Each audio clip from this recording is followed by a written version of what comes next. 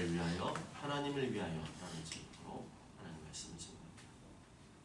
세상 사람들이 종교를 갖는 이유가 무엇입니까? 거의 대부분 나를 위하여죠. 자기를 위하여.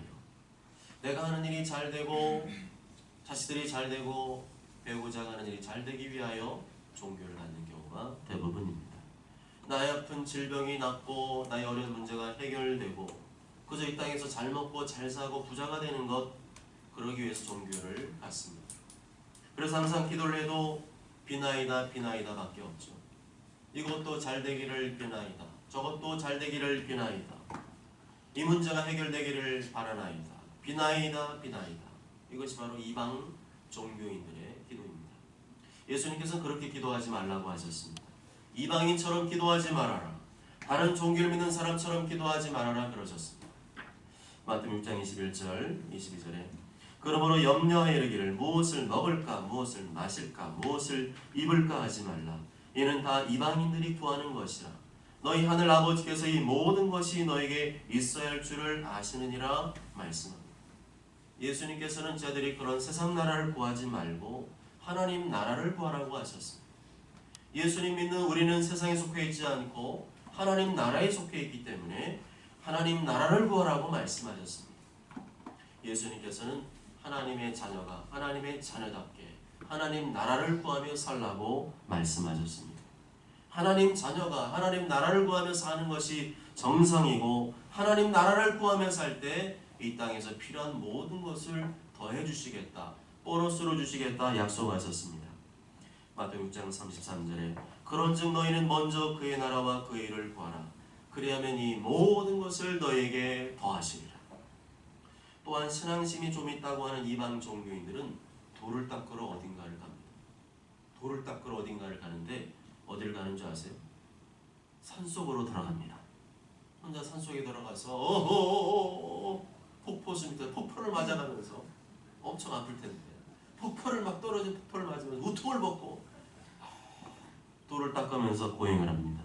거기서 육체의 욕망과 고통을 이겨내는 그 고행의 시간을 통해서 뭔가 얻어지는 깨달음으로 이방 종교의 시도들을 가르칩니다. 그러나 그러한 깨달음도 정작 죽을 때가 되면 아무 소용이 없음을 깨닫게 됩니다. 죽을 때까지 그렇게 애쓰고 노력하며 고행을 했는데, 그렇게 열심을 돌아 닦았는데 나중에 죽을 때가 되자 자기가 깨달았던 모든 도와 깨달음이 죄와 죽음 앞에서는 아무 소용이 없음을 깨닫게 됩니다. 결국 인간이 만든 종교는 인간의 죄의 문제, 죽음의 문제 앞에서는 아무 소용이 없음을 우리가 깨닫게 되고, 또한 그러한 이방의 종교, 이방의 신들은 인간의 죄와 죽음 문제를 절대로 해결할 수 없는 무능한 종교, 죽은 종교임을 우리가 알 수가 있습니다. 히브리서 9장 27절에 한 번 죽는 것은 사람에게 정해진 것이고 그 후에는 심판이 있으리라 말씀합니다. 예수님 믿지 않으면, 예수님 따르지 않으면 누구든지 죽은 다음에는 철저히 하나님의 심판을 받아서 산채로 지옥에 떨어질 수밖에 없다는 것입니다. 불교계의 유명한 성녀 성철이라는 분이 있습니다. 성철 성녀는 1987년 석가탄신일날 이렇게 고백했습니다. 사단이여 어서 오시옵소서. 나는 당신을 존경하며 예배합니다. 당신은 본래 부처입니다. 충격적이지 않습니까? 성청 성녀의 고백에 의하면 부처는 누구라는 거예요? 사탄이래요. 사단이여 어서 오십시오. 나는 당신을 존경하며 예배합니다. 당신은 본래 부처입니다. 그런데 더 충격적인 것은 그가 죽기 전에 이렇게 기자에게 고백했습니다. 한평생 무수한 사람들을 속였으니 죄업이 하늘에 가득 차 수미산보다 더하다. 산채로 무한지옥에 떨어져 그 한이 만갈래이니 한 덩이 붉은의 푸른 산에 걸려있다. 그래서 불교나 다른 종교는 종교라기보다는 사실상 득도하는 것, 철학이라고 보는 편이 옳습니다. 우주 만물을 창조하신 하나님을 믿는 것이 아니라 이제 인간의 정신수양, 깨달음, 철학에 불과한 것이죠. 그러나 그거는 스스로 깨달아서 얻는 것이 아닙니다. 하나님의 말씀을 들을 때 오는 것입니다. 하나님의 말씀을 들을 때 구원의 길을 깨닫고 알게 되는 것입니다. 그리고 이 구원의 길은 성경에 보면 예수 그리스도라고 말씀합니다. 요한복음 1장 14절에 말씀이 육신이 되어 우리 가운데 거하심에 우리가 그의 영광을 보니 아버지의 독생자의 영광이요 은혜와 진리가 충만하다. 요한복음 14장 6절에 예수께서 이르시되 내가 곧 길이요 진리요 생명이니 나로 말미암지 않고는 아버지께로 올 자가 없느니라. 죽지 않고 영원히 살 수 있는 길은 예수 그리스도밖에 없는 줄 믿습니다. 죄의 문제를 해결받고 영생을 누릴 수 있는 길은 예수 그리스도 외에는 없는 줄 믿습니다. 요한복음 1장 12절에 영접하는 자 곧 그 이름을 믿는 자들에게는 하나님의 자녀가 되는 권세를 주셨으니 요한복음 3장 15절 이는 그를 믿는 자마다 영생을 얻게 하려 하심이니라. 요한복음 3장 16절 하나님이 세상을 이처럼 사랑하사 독생자를 주셨으니 이는 그를 믿는 자마다 멸망하지 않고 영생을 얻게 하려 하십니다. 요한복음 3장 18절 36절에 그를 믿는 자는 심판을 받지 않은 것이요 믿지 아니하는 자는 하나님의 독생자 이름 믿지 아니함으로 벌써 심판을 받은 것입니다. 아들을 믿는 자에게는 영생이 있고 아들에게 순종하지 아니하는 자는 영생을 보지 못하고 도리어 하나님의 진노가 그 위에 머물러 있느니라. 인간이 만들어내는 종교에 무슨 구원이 있겠습니까? 인간이 만들어내는 종교에 무슨 생명이 있고 영생이 있겠습니까? 인간이 만들어내는 종교에 무슨 힘이 있고 능력이 있겠습니까? 있다고 해도 그것은 단지 사탄의 힘에 불과한 것입니다. 성철 승려가 사단이여 어서 오십시오. 나는 당신을 존경하며 예비합니다. 당신은 본래 부처입니다. 라고 고백하지 않았습니다. 그렇다면 모든 불교나 이방 종교에서 일어나는 기적이나 신비스러운 일들은 누구의 힘을 빌렸다는 거예요? 사탄의 힘을 빌렸다는 겁니다. 또한 연불을 잘하는 사람 얘기 들어보니까 연불을 너무 잘해서 무슨 행사 축제 있을 때마다 연불하러 다니는 사람이 있는데 그 사람 얘기를 들어보니까 이렇게 얘기하더래요. 연불을 하다가 자기가 하다가 쌍욕을 막 섞어서 한대요. 차마 제가 강단에서 말 못하겠습니다. 쌍욕을 섞어서 하는데 사람들이 그 앞에서 좋다고 막 굽신거리네. 막 욕을 막 하는데도 목탁들이는 사람들이 좋다. 연불하다가 막 저주를 막 한대요.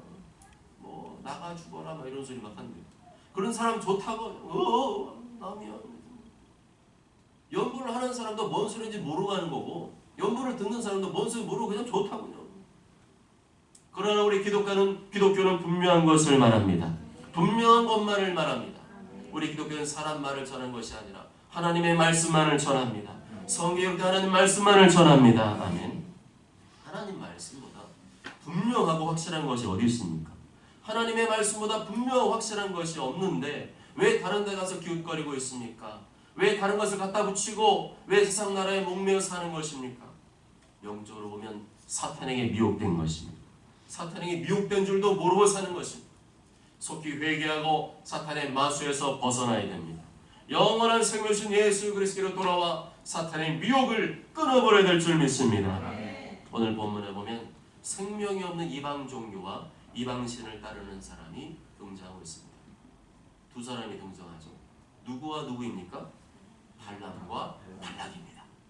41절 다 함께 읽습니다. 시작. 아침에 발락이 발람과 함께하고 그를 인도하여 마을에 상당히 오르매 발람이 거기서 이스라엘 백성의 징끝까지 보니라. 발람이 누굽니까? 발람은 무당이라 그랬죠. 발락은 누굽니까? 모압 왕이라 그랬죠.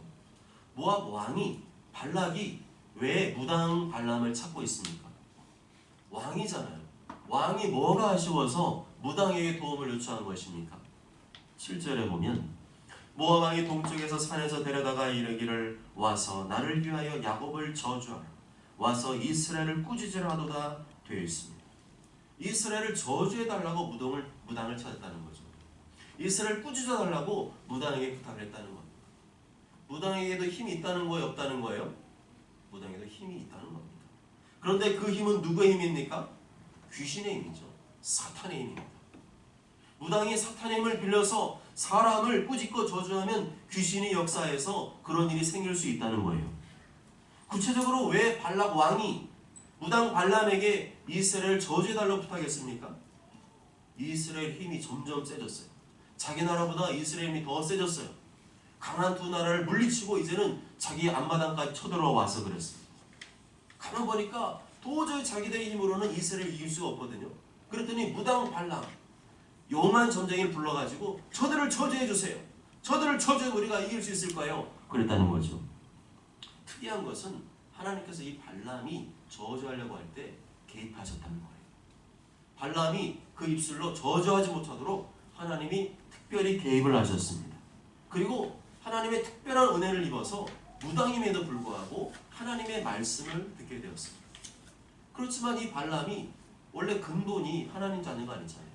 일식으로 성령님이 임하니까 자기도 모르게 하나님 말씀을 듣고 말하게 되었는데, 그렇지만 또다시 돈을 따라가고 또다시 높은 자리 명예를 따라가고 그러다가 천사와 나귀한테 호되게 경고를 맞았죠. 그래서 이제는 정신 똑바로 차리고 하나님의 말씀에만 집중하기로 결단했습니다. 38절에 무당 발람이 발락에게 이르되 내가 오기는 하였으나 무엇을 말할 능력이 있으리까? 하나님이 내 입에 주시는 말씀 그것을 말할 뿐이니. 하나님이 내 입에 주시는 말씀 그것을 말할 뿐이니. 원래는 그런 사람이 아닌데 이 사람이 천사도 만나고 나귀가 말하는 것도 경험한 다음에 이제 정신을 번쩍 차린 거죠. 야, 하나님 살아계시고 하나님 까불었다가는 죽는 수가 있구나. 이제 하나님이 전하시는 말씀, 알려주는 말씀만 전하겠구나 결단했다는 거죠. 이후로 하나님께서는 발락 왕의 신하들을 따라가되 거기서 너는 하나님 말씀만을 전해 명령하셨습니다. 넌 누구 말도 듣지 말고 하나님 말씀만을 전해라. 너는 거기서 딴소리 하지 말고 하나님의 말씀만을 전해라 당부하셨습니다. 그런데 오늘 보면 이 무당 발람이 발락 왕과 함께 아침에 어디 올라가고 있어요? 그를 인도하여 바알의 산당에 오르네. 바알 산당이 뭐 하는데요? 바알에게 제사하는 곳이잖아요. 또 무당 발람이 또 정신 못 차리고 또 이방신에게 제사하는 거 아닌가 그런 생각이 들지 않습니까? 그런데 오늘 말씀을 전체적으로 훑어보면 그게 아님을 알 수가 있어요. 4절을 보면 1절에 준비한 그 모든 제사 제물은 누구를 위한 것이었습니까? 바알을 위한 것이었나요? 아니면 하나님 여호와를 위한 것이었나요? 하나님을 위한 것이었습니다. 4절 말씀 다 함께 읽습니다. 시작. 하나님이 발람에게 임하시는지라 발람이 아뢰되 내가 7 제단을 쌓고 각 제단에 수송아지와 순양을 드렸나이다. 아멘. 누구를 위하여 제단을 쌓고 누구를 위하여 제물을 드렸다는 거예요? 하나님을 위해서 그랬다. 겉으로 볼 때는 이방 종교 의식을 따르고 있었고 원래 무당이니까 뭘 알겠어요. 하나님 어떻게 제사한지 예배한지 몰랐죠. 그러니까 이방 종교 의식을 따라서 제물도 갖다 바치고 그렇게 제사를 드렸는데 그거는 바알을 위해서 한 게 아니라 하나님을 위해서 제단을 쌓고 하나님을 위해서 제물을 준비했다는 것입니다. 또한 3절을 봐도 그래요. 3절 말씀 다 함께 읽습니다. 시작. 발람이 발람에게 이르되 당신의 번제물 곁에 서소서 나는 저리로 가리이다. 여호와께서 혹시 오셔서 나를 만나시리니 그가 내게 지시하는 것은 다 당신에게 알리리이다 말합니다. 예, 거기까지요. 무당 발람이 하나님께 제사 드리려고 제물을 다 준비했을 뿐만 아니라 거기서 뭐 하려고 했어요? 지금 보니까 하나님의 말씀을 들으려고 합니다. 하나님 말씀을 받아서 발락 왕에게 전해주려고 합니다. 바알의 산당은 높은 곳에 있었습니다. 이건 이방의 풍습이죠. 높은 곳에 올랐더니 아주 전망이 좋았어요. 이스라엘 진영, 이스라엘 사람들이 딱 텐트를 치고 있는 게 한눈에 싹 들어왔습니다. 그 진의 끝부분이 보일 정도로 아주 잘 보였다고 말씀하죠. 거기서 이스라엘 백성의 징끝까지 보니라. 이 지금까지의 말씀을 쫙 우리가 정리해 보니까 발람이 지금 이스라엘 백성들 징끝까지 바라보면서 뭘 하려고 하는 거예요? 하나님의 말씀을 선포하려고 합니다. 왜냐하면 그 전에 호되게 당했잖아요. 여호와에서 칼을 들고 나타나서 너 죽여버린다. 나귀가 막 입으로서 막 말했잖아요. 그랬더니 이 겨가지고 다시는 내가 하나님 말씀 외에는 말하지 않겠다 작정을 한 거예요. 그러니까 그 바알의 산당에 올라갔지만 이 발람은 뭘 말하려고 하는 거예요? 하나님의 말씀만을 선포하고 이스라엘 백성에서 하나님의 약속의 축복의 말씀을 선포하려고 했던 것입니다. 그렇지만 반대로 발락 왕은 아니었어요. 똑같은 장면에서 이스라엘 백성이 징끝까지 쫙 텐트 치고 있는 것을 바라보면서 무엇을 해주기를 원했어요? 이스라엘을 저주해 주기를 원했어요. 이스라엘을 꾸짖기를 원했습니다. 아주 세게 저주해서 저들이 우리를 이기지 못하게 하기를 원했었습니다. 이상하죠? 같은 장소에서 같은 것을 바라보고 있지만 생각이 완전히 달랐어요.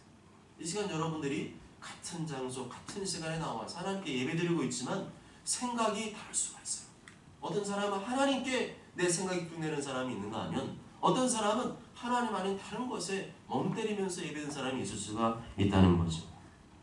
이것을 유식한 말로 하면 동상이몽이다. 동상이몽. 영화 제목에 동상이몽 그런 게 있죠. 동상이몽이란 같은 잠자리에서 다른 꿈을 꾼다는 거예요. 같이 잠을 자고 있는데 이 사람은 이 꿈을 꾸고 저 사람은 저 꿈을 꾸고 있다는 거죠. 겉으로는 같은 생각을 하고 있는 것 같고 같은 행동을 하고 있는 것 같지만 속으로는 다른 생각을 하고 다른 꿍꿍이를 꾸고 있다는 거예요. 왜 무당 발람과 발라광이 같은 장소에서 같은 곳을 바라보면서 동상이몽을 하고 있는 것입니까? 무엇이 달랐길래 동상이몽의 길을 걷고 있는 것입니까? 7절에 보면 발라왕이 아주 끈질기고 집요하게 이 무당 발람에게 부탁합니다. 나를 위하여 야곱을 저주하라. 이스라엘을 꾸짖으라. 계속 다니면서 나를 위해서 이스라엘을 저주하고 꾸짖어달라. 무당 발람 알았지? 우리가 돈 많이 줄 테니까 높은 자리 줄 테니까 너는 이것만 해. 너는 이스라엘 저주해주고 이스라엘 꾸짖어줘라. 나는 이스라엘이 누구인지 그딴 거 관심 없고 오로지 너는 나를 위해서 이스라엘 저주해줘라. 그러기만 하면 돼. 너는 딴 생각하지 말고 오로지 나를 위해서 내가 원하는 대로 해주기만 하면 돼. 이런 이기적인 사고를 가지고 있었습니다. 발람왕은 항상 나밖에 없었어요. 내가 중심이에요. 무엇이 옳고 그런지 그따위는 신경 안 쓰는 거예요. 남이 어떻게 되든 말든지 간에 내 인생의 목표는 오직 나밖에 없는 거예요. 항상 나만 잘 되면 되고 나만 잘 살면 되고 나만 이기면 돼. 그러니까 저놈들이 어떤 놈들인지 하나님 백성인지 뭐니 난 상관없고 무조건 저주해줘. 그래서 내가 이게 해줘. 그런 생각을 가지고 있었습니다. 이런 사람을 가리켜서 정신의학 용어로 소시오패스라고 합니다. 소시오패스. 요즘에 유행하는 말이죠. 소시오패스. 남의 인생이 어떻게 되든지 말든지 간에 남의 주머니에 있는 돈 사기치든지 말든지 간에 남이 어떤 고통을 당하든지 말든지 간에 나만 잘 되면 돼. 나만 돈 많이 벌면 돼. 내 꿈만 이루면 돼. 이런 사고를 가진 사람을 가리켜서 소시오패스라고 하는데 그 소시오패스가 오늘 본문에 등장하죠. 바로 발라광이었습니다. 그리스도인이 만일 이런 소시오패스적인 신앙생활로 있다면 그 사람은 위험한 그리스도인이에요. 신앙생활하는 이유도 나를 위한 것이고 교회 다니는 것도 나를 위한 것이고 봉사를 하고 전도를 하고 기도하는 것 전부 다 나를 위한 것이기 때문이죠. 그런 사람은 예수님 따르는 사람이 아니에요. 예수님 믿어도 예수님 따르는 사람이 아니에요. 예수님께서는 뭐라고 말씀하셨어요? 무리와 자들을 불러 이르시되 누구든지 나를 따라오려거든 자기를 부인하고 자기 십자가를 지고 나를 따를 것이니라 말씀했어요. 자기를 부인하라는 말은 나를 위해 살지 말라는 거예요. 내가 너를 위해 필요 죽었으니까 너를 내 피값 주고 샀으니까 이제는 더 이상 너를 위해 살지 말고 이제 나를 위해 살라. 나와 함께 영원한 생명의 길로 가자. 나와 함께 영원한 천국으로 가자. 예수님이 그것을 말씀하십니다. 그런데도 여전히 나밖에 없는 사람, 나밖에 모르는 사람, 나만 위하는 사람. 그런 사람은 자기 부인이 하나도 안 된 사람이고 그런 사람 가리켜서 어떻게 예수님 믿는 사람 그리스도인이라고 말해줄 수가 있겠습니까? 계속 회개하지 않고 죽을 때까지 그렇게 산다면 그 사람이 거룩한 성에 들어갈 수 있을까요? 아무리 선자 노릇하고 병을 고치고 귀신을 쫓아내고 많은 일을 하고 봉사를 하고 헌금을 드린다 할지라도 다 나를 위해서 한 사람. 그 사람이 정말 자기 부인을 하고 예수님을 따른 사람이라고 말할 수 있겠습니까? 거룩한 성에 들어갈 수 있겠어요? 마태복음 7장 22, 23절에 그날에 많은 사람이 그런데요. 조금 사람이 아니라 많은 사람이 어떤 천국지구 갔다 온 분이 그리스도인 중에 80%가 거룩한 성에 못 들어간다고 얘기하는 것도 봤어요. 참고사항이죠. 그날에 많은 사람이 나더러 이르되 주여 주여 우리가 주의 이름으로 선자 노릇하며 주의 이름으로 귀신 쫓아내며 주의 이름으로 많은 권능을 행하지 아니하였나이까 하리니 그때 내가 그들에게 밝히 말하되 내가 너희를 도무지 알지 못하니 불법을 행하는 자들아 내게서 떠나가라 하리라. 누굴 위해서 그랬냐는 거예요. 그렇게 열심히 살았어. 열심히 신앙생활 했어. 뭐 전도도 하고 봉사 다 했어. 충성했어. 근데 누굴 위해서 했냐는 거예요. 누굴 위해서. 믿음과 행위가 일치할 줄 믿습니다. 믿음과 행위가 일치하게 온전한 믿음인 줄 믿습니다. 먹든지 마시든지 다 하나님의 영광을 위하여 하나님을 위하여 해야 될 줄 믿습니다. 예수님께서 나를 당신의 피로 값주고 사셨으니까 더 이상 이제는 나를 위해 살지 않고 그리스도를 위해 사는 것이 주님 보시기에 합당한 삶인 줄 믿습니다. 5절과 6절을 보면 하나님께서 그 이스라엘 전쟁 끝을 쫙 바라보고 있는데 하나님께서 임하셨어요. 성령이 임하신 거죠. 그러면서 하나님의 말씀을 이 발람의 입에다가 넣어주셨어요. 그리고 그 말씀을 발락왕에게 전해라. 그렇게 명령하셨습니다. 그 내용이 뭐냐? 7절과 8절에 나와 있는데요. 7절과 8절 다 함께 읽습니다. 시작. 발람이 예언을 전하여 말하되 발람이 나를 아람에서 모압 왕이 동출산에 데려다가 이르기를 나를 위하여 야곱을 저주하라. 와서 이스라엘을 흩으라 하사 하나님이 저주하지 않으신 자를 내가 어찌 저주하며 여호와께서 꾸짖지 않으신 자를 내가 어찌 꾸짖으랴. 아멘. 누가 맞는 말을 하고 있죠? 발람이 맞는 말을 하고 있죠. 하나님께서 저주하지 않으시는 자를 내가 어떻게 저주하냐? 하나님께서 꾸짖지 않은 자를 내가 어떻게 꾸짖으냐? 얼마나 멋진 말이에요. 하나님의 주권을 인정하는 거죠.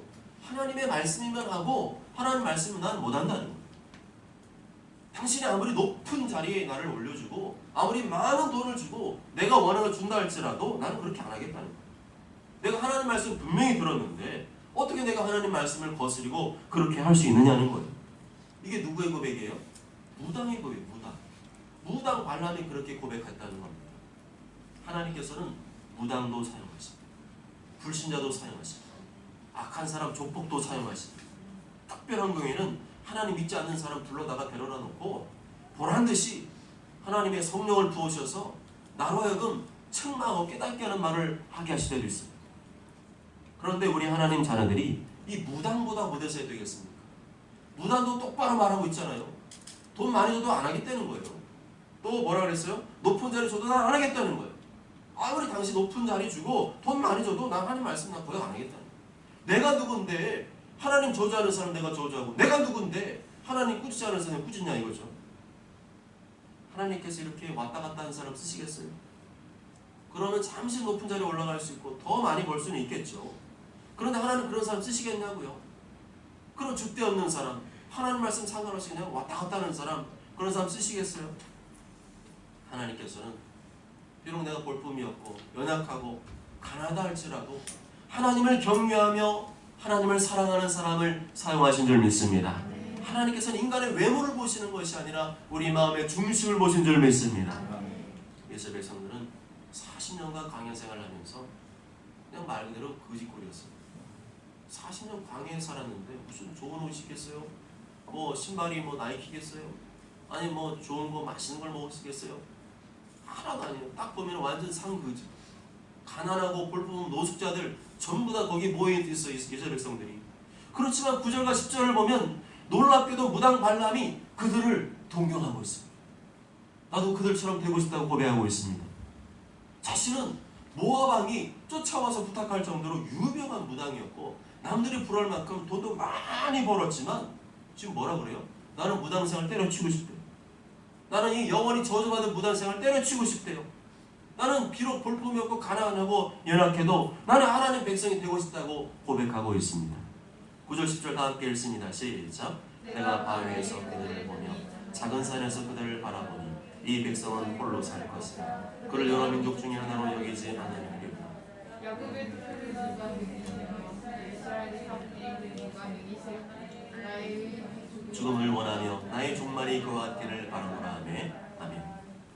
여기서 홀로 살 것이라는 말은 따로 떨어져라는 단어와 그리고 살다, 거주하다라는 단어가 결합된 말입니다. 그러니까 따로 산다, 따로 거주한다, 떨어져 산다 그런 말이죠. 다시 말하면 하나님의 백성들과 세상 사람들은 따로 산다. 실제로 따로 사는 게 아니라 구별되어 산다 그런 의미입니다. 이 땅에서 똑같은 거 먹고 똑같은 거 입고 똑같은 거 누리고 있지만 다르다는 거예요. 같은 장소에서 같은 장소를 같은 것을 바라보고 있어도 하나님 백성들은 하나님 말씀을 생각하고 하나님의 나라를 구하며 살아간다는 것입니다. 아멘. 그렇습니다. 하나님 백성들은 그런 사람이라는 거예요. 이 땅에 살지만 독특한 정체성을 가지고 살아간다. 살아가는 이유와 목적이 똑같아 보이지만 다르다. 세상 사람들은 항상 나밖에 없죠. 나 중심적입니다. 나를 위해 살고 내가 원하는 대로 삽니다. 그렇지만 하나님 백성들은 아니라는 거예요. 하나님 중심으로 사는 사람, 하나님을 위해 사는 사람, 하나님 말씀대로 순종하며 사는 사람, 그 사람이 바로 따로 구별된 거룩한 하나님의 자녀들인 줄 믿습니다. 그리고 이 땅을 소망하지 않고 영원한 하나님 나라를 소망하며 살아 영원한 천국 있음을 믿기에 이 땅에서 내 욕심과 종록을 따라 살지 않고 하나님의 뜻대로 살아갑니다. 그것이 바로 이 백성은 홀로 살 것이라는 의미이죠. 그 다음에 나오는 표현도 그런 뉘앙스로 봐야 됩니다. 그를 여러 민족 중에 하나로 여기지 않으리로다. 이 말은 하나님께서는 모든 영혼을 사랑하시지만 특별히 사랑하는 사람들이 있다는 거예요. 특별히 택한 백성들이 있다는 겁니다. 아무리 같은 것은 먹고 살고 자고 같은 것을 일하고 공부하고 산다 할지라도 그들은 하나님께서 택함 받은 백성이라고 하는 정체성을 가지고 산다는 겁니다. 언제 어디서나 무엇을 하든지 하나님의 자녀, 하나님의 백성의 정체성을 가지고 사는 거룩한 자들이라는 것이죠. 10절에 보면 야곱의 티끌이라는 말이 있어요. 이 말은 창세기 28장 14절의 말씀. 곧 네 자손이 땅의 티끌같이 되어서 동서남북에 편만할지. 티끌은 아주 작죠. 엄청나게 수가 많잖아요. 우리가 겉으로 볼 때는 먼지가 없는 것 같지만 이 햅쌀이 비추는데 딱 가서 먼지를 한번 털어보면 엄청나게 많은 티끌 먼지가 나옵니다. 그럴 정도로 많은 백성을 내가 만들겠다 하셨는데 실제로 오늘 그 말씀이 이루어지고 성취되었다는 뜻이죠. 또한 4분의 1을 누가 능히 셀고 라는 말이에요. 이건 무슨 말일까요? 발람 멀리서 딱 봤더니 지금까지는 봤지만 이게 뭐 산에 가렸는지 바위에 가렸는지 4분의 1밖에 못 본 거예요. 근데 4분의 1을 봤는데도 그 수가 텐트가 어마어마하게 많은 거예요. 그걸 보고 딱 보는 사람들마다 위압감을 느낄 정도로 정말 창세기에 말씀한 그 약속의 말처럼 티끌같이 이스라엘 백성들이 하나님 백성들이 많아졌음을 표현하는 것입니다. 그리고 나는 의인의 죽음을 원하며 나의 종말이 그와 같기를 바라노라 고백합니다. 이 말은 굉장히 멋있습니다. 나도 이스라엘 백성들처럼 죽고 싶다는 거예요. 나도 심판받지 않고 영원한 생명을 누리고 싶다는 겁니다. 하나님 믿고 따르는 백성들은 하나님께서 보실 때 의롭다 인정해 주시기 때문에 그들의 죽음은 심판이 아니라 영원한 생명과 천국으로 이어질 것을 보고 그 복이야말로 내가 가장 바라는 복이다. 나도 그 복을 받고 싶다. 그렇게 고백한 겁니다. 어떻습니까? 지금 발람과 발락은 어디 있어요? 높은 산, 바알의 산등에 있습니다. 겉으로 볼 때는 바알에게 제사를 하고 바알에게 제물을 바친 것 같지만 그게 아니었어요. 발람은 그 제사와 제물은 하나님을 위한 것이었고 지금 전하는 모든 말은 자기의 말이 아니라 하나님의 말씀이었습니다. 전혀 발락하고는 같은 장소였지만 생각과 관점이 달랐습니다. 그것에서 발람은 하나님을 예배하고 하나님 말씀을 전하고 있었고 발락은 여전히 자기는 바알신에게 제사하고 자기는 내가 원하는 것을 발람 통해서 이루려고 했습니다. 발람이 지금 하나님 말씀을 전하고 있었잖아요. 내 말이 아니라 무당이었지만 지금 성령님에서 그 입을 통해서 하나님 말씀을 전하고 있었습니다. 하나님 말씀을 지금 전하고 있다면 그 듣고 있는 발람은 어떻게 반응해야 됩니까? 그 말씀을 듣고 정신 차려야죠. 그 말씀 듣고 내가 잘못 살겠구나. 내가 지금 저주하라고 부탁한 이스라엘 백성들은 하나님 사랑하는 백성들이고 영원히 살 백성들이고 그 백성을 저주하면 안 되겠구나. 회개하고 돌이켜야 되는데 전혀 그 말씀 듣고 회개하고 돌이키지 않습니다. 도리어 막 화를 냅니다. 네가 지금 저주하라고 그랬더니 저 백성을 축복하고 있느냐. 그 내용이 11절에 나와 있어요. 11절 있습니다. 시작. 발락이 발람에게 이르되 그대가 어찌 내게 이같이 행하였느냐. 나의 원수를 저주하라고 그대를 데려갔거늘 그대가 오히려 축복하리로다. 그렇게 내 말을 안 듣고 하나님 말씀만을 전한다고 막 화를 내는 거예요. 사람들이요 하나님 말씀 전하면 좋아할 것 같아요. 하나님 말씀 전하면 좋아하지 않다니까요. 내가 원하는 말만 해주길 바래요. 내가 듣고 싶은 말만 해주길 원합니다. 그래서 하나님 말씀이 선포될 때 항상 내 듣기 좋은 게 아니라 때로는 거부감도 들고 때로는 그 말씀 들으면 그런 게 어딨어 하면서 화가 날 수도 있는 거예요. 근데 발락이 그랬다는 거죠. 발락이 자꾸만 자기 싫어하는 말만 하는 거예요. 골라서 하니까 화를 내면서 막 따지니까 발람이 12절에 뭐라고 합니까? 12절 시작. 발람이 대답하여 이르되 여호와께서 내게 주신 말씀을 내가 어찌 말하지 아니할 수 있으리까. 어떻습니까? 상대방이 하나님 말씀 싫어한다 해서 꼬랑지를 확 내렸나요? 하나님 말씀 전하는 걸 중단했습니까? 아니에요. 발람은 상대방이 하나님 말씀 듣기 싫어해도 나는 하나님 말씀을 전하지 않을 수 없습니다라고 고백을 하고 있는 것을 볼 수 있습니다. 이러한 자세는 바로 우리들이 본받아야 될 자세이죠. 하나님 말씀은 부끄러워하면, 예수는 부끄러워하면 천사들 앞에서 나도 부끄러움 당하게 하신다 그랬어요. 주님 말씀은 그대로 이루어질 겁니다.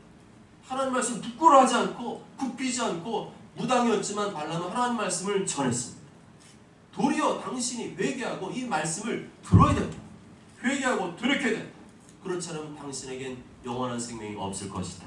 하나님의 심판이 있을 것이다. 담대히 전할 줄로 믿습니다. 사랑하는 여러분, 하나님께서 오늘 발람과 발락 두 인물에 대해서 말씀하셨어요.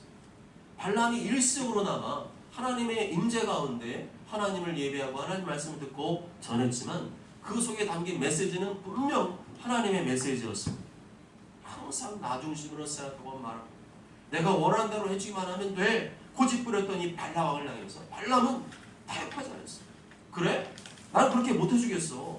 난 하나님 말씀을 듣고 하나님 말씀만 말할 거야. 나는 내 마음대로 말하지 않고 하나님 말씀만을 말할 거야. 잘라 말했어요. 나는 너처럼 돈과 많은 명예 원하지 않아. 난 이 세상 잘 먹고 잘 사는 거 그것보다도 하나님 자녀들이 받을 그 영원한 복을 누리길 원해. 나는 영생을 사모해. 나는 의인의 죽음을 원하고 나의 종말이 그 받기를 원해. 라고 대답했습니다. 얼마나 멋진 말입니까? 여러분은 이 무당 발람과 비교해 볼 때 무당 발람의 고백보다도 못한 인생을 살고 있지는 않습니까?